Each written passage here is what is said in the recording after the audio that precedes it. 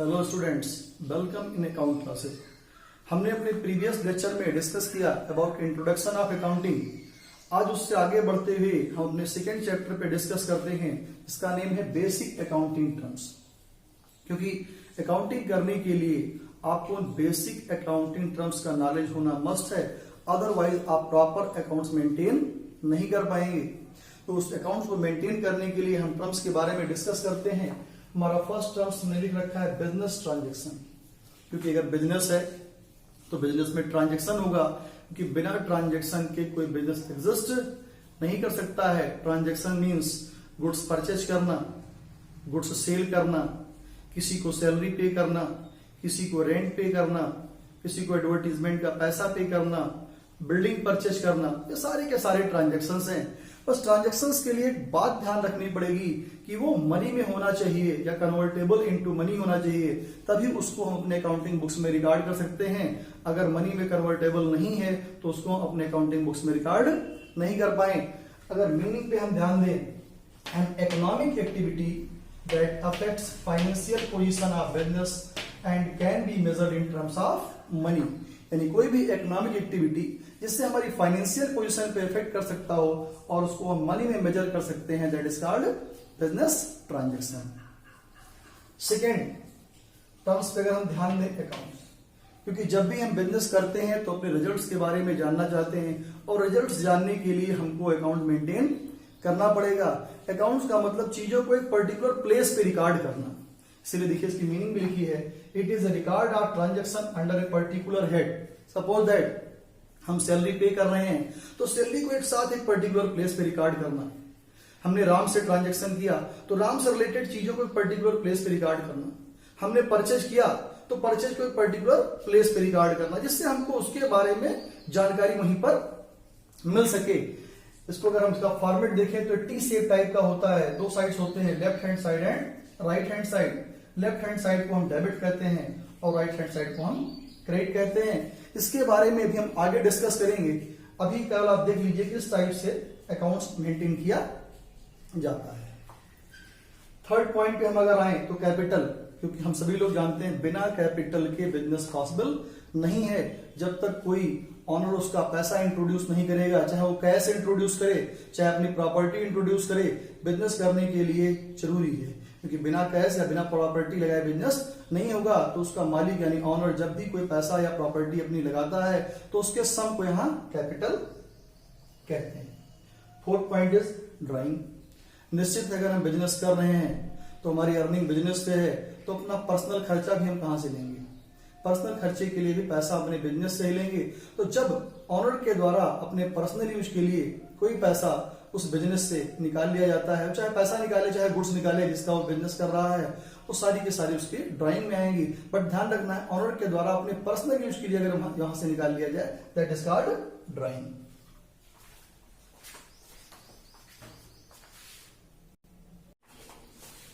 हम डिस्कस करते हैं नेक्स्ट टर्म असेट्स, क्योंकि बिना असेट्स के बिजनेस पॉसिबल नहीं है। अगर हम बिजनेस कर रहे हैं, हमारे पास कैश होना चाहिए, हमारे पास बिल्डिंग होनी चाहिए, हमारे पास फर्नीचर होना चाहिए, हमारे पास मशीनरी होनी चाहिए। मैं जितना नाम ले रहा हूं सब जरूरी नहीं है, जो आपके बिजनेस के लिए जरूरी है वो होना चाहिए। तो अगर असेट्स पे हम ध्यान दें, it refers the property owned by an entity of the business like land, building, machinery, goodwill etcetera. In assets को हम फर्दर क्लासिफाई कर सकते हैं थ्री पार्ट्स में, non current assets, current assets and fictitious assets. अब question उठता है what is non current assets. बहुत सारी असेट्स जो मैंने नाम लिया वो हम खरीदते हैं बिजनेस में यूज करने के लिए। जब असेट्स को हम बिजनेस में यूज करने के लिए खरीदते हैं तो हमारी सारी की सारी आती हैं नॉन करंट असेट्स में, which is held by business for use. अब इन असेट्स को अगेन हम दो पार्ट्स में क्लासिफाई कर सकते हैं, tangible and intangible. Tangible means वो असेट्स जिनका फिजिकल एग्जिस्टेंस होता है, जो उसको हम छू सकते हैं, जिन्हें हम देख सकते हैं, जैसे बिल्डिंग है, फर्नीचर है, मशीनरी है। और इनटेंजेबल जिनका कोई भी फिजिकल एग्जिस्टेंस नहीं है, मैं भी आपको नाम बताऊंगा तो उम्मीद है किसी ने इनको देखा नहीं होगा, जैसे गुडविल है, ट्रेडमार्क है, पेटेंट है, कॉपीराइट है। ये इक्वल इंपॉर्टेंट है एज ए टेंजेबल असेट्स, क्योंकि बिना उसके भी बिजनेस पॉसिबल नहीं है। इसलिए दोनों असेट्स हमारे पास होनी चाहिए अगर हमको बिजनेस प्रॉपरली रन करना है। अब बात आती है सेकंड करंट एसेट्स की, क्योंकि तो परमानेंट एसेट्स हो गई, लेकिन बिना करंट एसेट्स के बिजनेस पॉसिबल नहीं है। इसलिए current assets means which is held by business with the purpose of converting them into cash, यानी वो एसेट्स जो हमारी विद इन 1 ईयर कैश में चेंज हो जाती हैं, कन्वर्ट हो जाती हैं, जिसमें हम इंक्लूड करते हैं कैश को, बैंक को, गुड्स को, डेटर्स को। गुड्स हम बेचते हैं, उनको पैसा मिलता है। डेटर्स जो हमारे होते हैं, हम उनको गुड्स सेल करते हैं, पैसा हमको मिलता है। तो ये सारी की सारी हमारी आती हैं करंट एसेट्स में। थर्ड हमारी होती है फिक्टिशियस एसेट्स।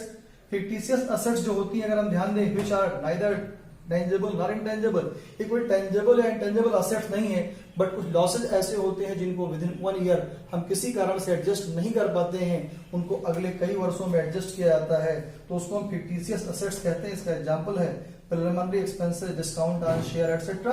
उम्मीद है इसको आप जानते नहीं होंगे, लेकिन आगे जब हम डिस्कस करेंगे तो आप जान जाएंगे प्रिलिमिनरी एक्सपेंस क्या है, डिस्काउंट ऑन शेयर क्या है।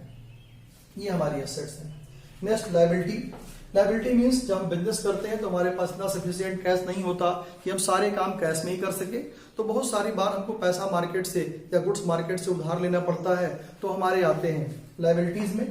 लायबिलिटी हमारी 2 टाइप्स की है, internal and external. Internal liability means वो कैपिटल जो ऑनर ने इंट्रोड्यूस किया है इसलिए कि उसको प्रॉफिट उसको अर्न करके बिजनेस देगा।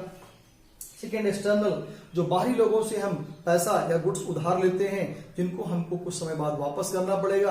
तो टाइम के बेस पे इसको 2 पार्ट्स में क्लासिफाई कर दिया गया है, non current liability and current liability. Non current liability means जिसका पेबल होगा मोर देन 1 ईयर, और करंट लायबिलिटी जिसका पेबल पीरियड होगा विद इन 1 ईयर। नॉर्मली कोई भी चीज करंट में कर सकती है और नॉन करंट में हो सकती है, बस टाइम पीरियड पे डिपेंड करता है कि नॉर्मली लोन जो होता है मोर देन 1 ईयर होता है, डिवेंचर जो होता है मोर देन 1 ईयर होता है। लेकिन अगर किसी से हम गुड्स परचेस करते हैं तो निश्चित है हमें पैसा जो उसका पेमेंट होगा विद इन 1 ईयर ही करना पड़ेगा।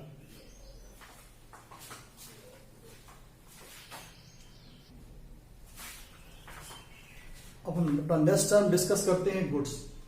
गुड्स मींस जब हम कोई बिजनेस करते हैं तो जिस गुड्स में हम डील करते हैं, जिस चीज का हम बिजनेस करते हैं, that is called goods in which the business deals. जैसे हम फर्नीचर बेचने का काम करते हैं, फर्नीचर हमारे लिए गुड्स है। हम मशीन बेचने का काम करते हैं, मशीन भी हमारे लिए गुड्स है। हम जनरल मर्चेंट का बिजनेस करते हैं, जनरल मर्चेंट हमारे लिए गुड्स है। यानी मेनली जिस चीज का हम बिजनेस करते हैं वो हमारे लिए गुड्स होती है, और बाकी चीजें जैसे मैंने अभी एसेट्स समझाया, बाकी चीजें हमारे लिए एसेट्स होती हैं। फर्दर इन गुड्स को क्लासिफाई कर सकते हैं परचेज, सेल्स एंड स्टॉक, क्योंकि अगर हम बिजनेस कर रहे हैं निश्चित है पहले हमको गुड्स परचेज करना पड़ेगा, देन हम सेल कर पाएंगे। अगर हम मैन्युफैक्चरिंग बिजनेस करते हैं तो पहले मैन्युफैक्चरिंग करेंगे, देन सेल कर पाएंगे। तो परचेज हुआ जो हम गुड्स परचेज करेंगे, सेल जब उसको हम किसी थर्ड पर्सन को सेल कर देंगे। और स्टॉक क्या होता है, जब हम बिजनेस करते हैं तो बहुत सारी चीजें हमारे पास बची हुई रहती हैं, जो डे के एंड में हो या ईयर के एंड में हो, जब भी हम कैलकुलेशन कर रहे हो, तो जो हमारे बिजनेस में बचा हुआ है यानी है इस समय, वो हमारा स्टॉक होता है। Thank you. बाकी चीजों को हम नेक्स्ट वीडियो में डिस्कस करेंगे।